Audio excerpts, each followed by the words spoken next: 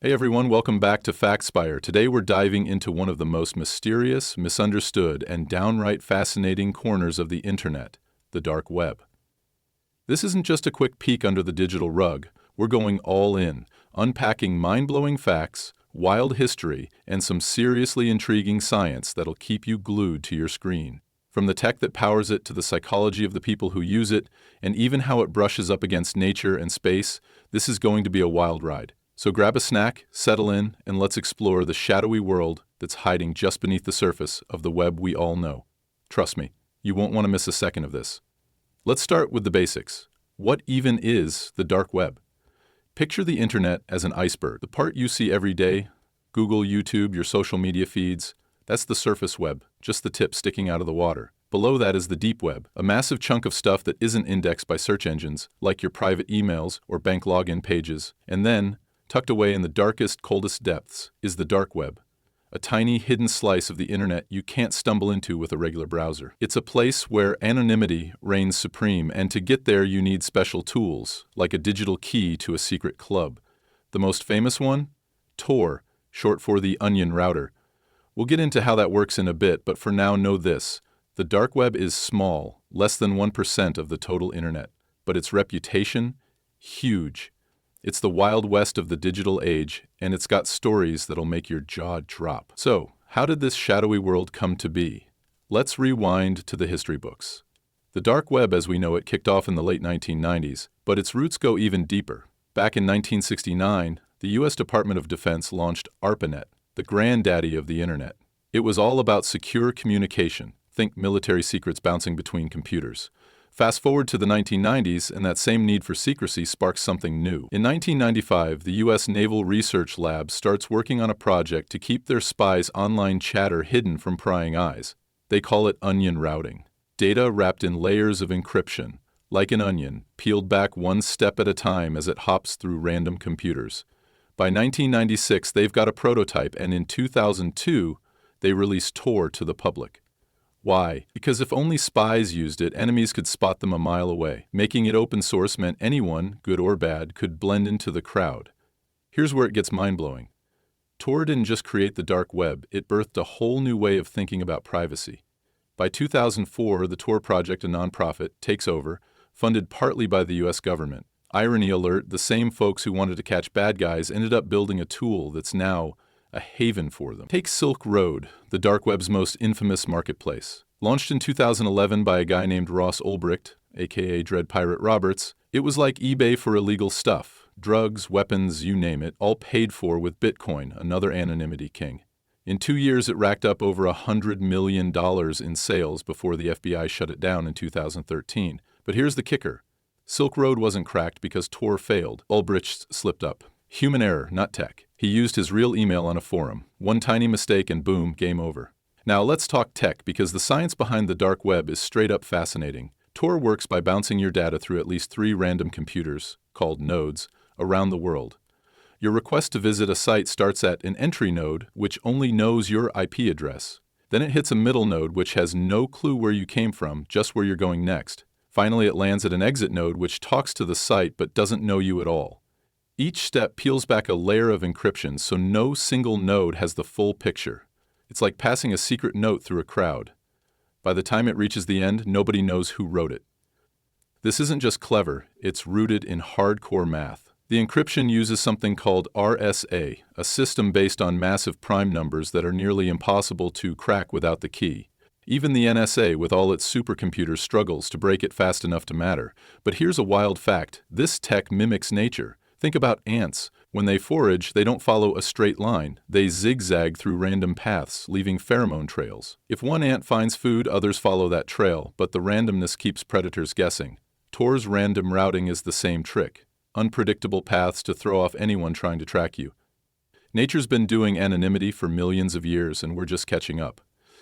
By 2018, Tor had over 2 million daily users, and that's just the ones we can count. The real number? Probably way higher. Let's shift gears to psychology, because who uses the dark web and why is where it gets really juicy. There's this concept called the online disambition effect. When people feel anonymous, they act differently, sometimes bolder, sometimes darker. On the dark web, that's amplified 100 times. You've got whistleblowers leaking secrets, activists dodging oppressive governments, and yeah, criminals buying drugs or hacking tools. Studies show anonymity taps into our deepest impulses. In 2014, a University of Surrey report estimated cybercrime on the dark web pulled in $1.5 trillion a year. That's trillion with a T, more than the GDP of some countries. Why? Because the risk feels low. No face, no name, no trace, or so they think. Take the hackers. In 2015, a group called the Impact Team hit Ashley Madison, a cheating website, and dumped its user data on the dark web. 37 million accounts exposed, names, emails, even kinks. They didn't do it for money, they did it to punish. That's the dark web's flip side. It's not just a marketplace, it's a stage for ideology, revenge, or just chaos. Psychologists say this ties to something called de-individuation. When you're a faceless dot in a digital crowd, morality can blur.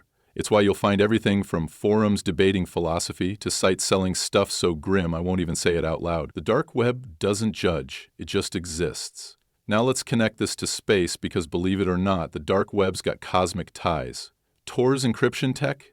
It's cousin to what NASA uses to secure satellite comms. In the 1980s, space agencies started hardening their systems against interception. Same principles, different stakes.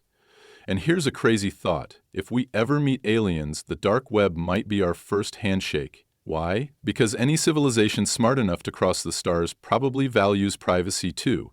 In 2017, a paper in the Journal of Transpersonal Psychology floated the idea that unidentified aerial phenomena, UAPs, could be cryptoterrestrials. Hidden Earth dwellers using tech like Tor to stay off our radar. Far-fetched? Sure. But the dark web proves we humans already live double lives online. Why not elsewhere? Back to Earth, though. Let's talk history again. The dark web isn't the first secret network. In the 1800s, the Underground Railroad used coded messages and hidden routes to free slaves. Same vibe, anonymity as survival. By the 1970s, phone freaks, early hackers, were building blue boxes to dodge AT&T's billing, a proto-dark web of sorts. Tor just took it digital. And it's not all bad. In 2011, during the Arab Spring, activists used Tor to organize without getting caught. Reporters Without Borders calls it a lifeline for free speech. So yeah, it's a drug den, but it's also a refuge. Duality's the name of the game. Let's dig into the science of tracking it, or failing to. Law enforcement's obsessed with cracking the dark web, but it's a cat-and-mouse chase. In 2017, the FBI and Europol took down Alphabay, a Silk Road sequel with over 250,000 listings. How? They didn't break Tor. They nabbed the admin Alexandra Kaziz through old-school detective work. He'd used his real PayPal for a server payment. Another human slip-up. But here's the tech twist. The dark web's growing smarter. By 2019, markets like Dream Market were using multi-signature Bitcoin wallets. Think of it as a digital safe needing 2 keys to open. Even if cops catch one guy, the money's locked without the second key. It's evolution in real time. Now nature's back in the spotlight. The dark web's structure, it's like a coral reef. On the surface, it's chaotic. Sites pop up, get busted, vanish. But underneath, there's order. Hidden services, those .onion sites, form a self-healing network. If one node dies, others reroute. Reefs do this too. Corals break, regrow, adapt. In 2016, a study found Tor's network mimics biological systems, with redundancy baked in. That's why it's so hard to kill.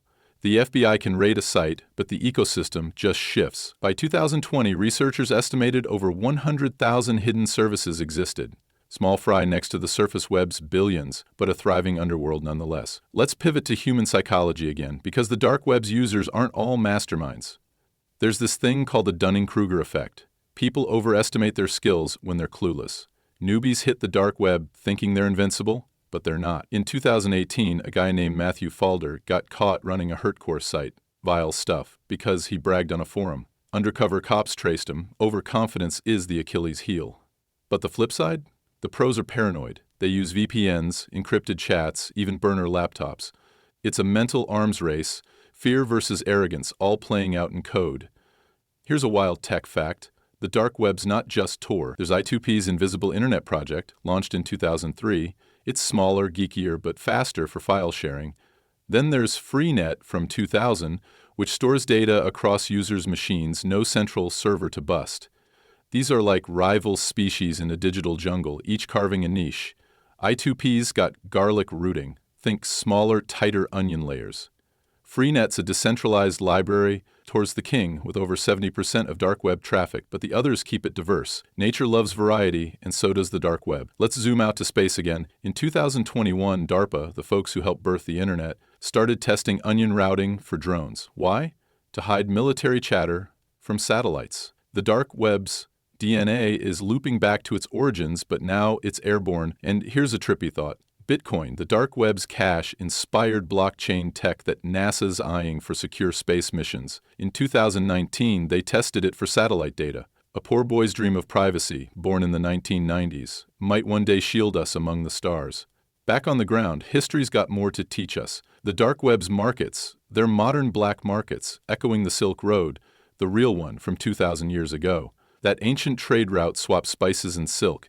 Today's version swaps data and dope. In 2014, a site called Evolution pulled in $50 million before its admins vanished with the cash. An exit scam, dark web style. It's piracy reborn, just with better encryption. And like pirates, users live by codes. Forum rules ban snitches, enforce escrow, trust but verify. It's a twisted honor system. Let's hit science one more time. The dark web's anonymity, it's quantum adjacent. Quantum cryptography, still experimental, uses particles to make unbreakable codes.